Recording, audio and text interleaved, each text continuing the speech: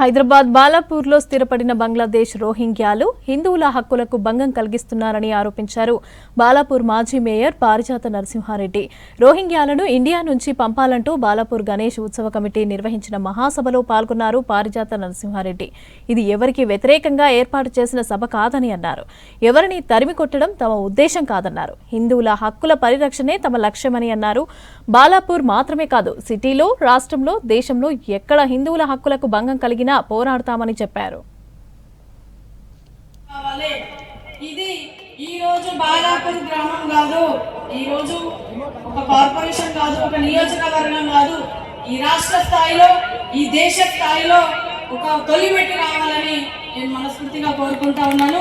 మరి ఈ కార్యక్రమాన్ని ఇంత దిగ్విజయంగా చేపట్టినందుకు వారందరికీ కూడా నమస్కారం తెలియజేస్తూ, ఎలాంటి అవాంఛనీయ సంఘటనలు జరిగినా పౌరులము ఈరోజు మేము మానవ జాతిలో ఒక మనిషిలాగా కనిపిస్తున్నాము. కానీ ఎదురు తిరిగితే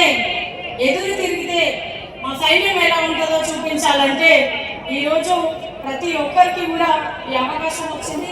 ప్రతి ఒక్కరం కూడా ఈరోజు ఒక దృఢ సంకల్పంతో పని చేయాల్సిన అవసరం ఉంది. కాబట్టి ఈ సంకల్పానికి ఈ రోజు పునాది ఇక్కడ పడింది.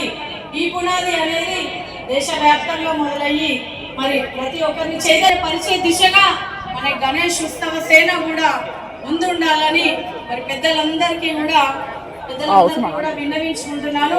మరి ఏ ప్రాంతమైనా మరి ఇక్కడికి వచ్చి మా బాలాపూర్ని మరొకసారి పావనం చేసినందుకు మీ అందరికీ కూడా చేతులెత్తి నమస్కరిస్తూ మరి ఈ అంశాన్ని చట్టసభలో తీసుకెళ్లాల్సిన అవసరం కూడా మన ఉత్సవ సేనకు ఉంది. ఎందుకు చెప్తున్నా ఈ మాట అంటే, ఎంతో మందిని కొన్ని అవాంఛనీయ సంఘటనలు జరిగినప్పుడు ఒకరము స్టాప్ అయింది. కానీ ఈరోజు ఈ యొక్క అడుగు ముందుకెళ్ళాలంటే చట్టసభలో ఉన్నటువంటి ఎమ్మెల్యేలు కానివ్వండి, ఎంపీలు కానివ్వండి, చొరవ తీసుకోవాల్సిన అవసరం ఉంది.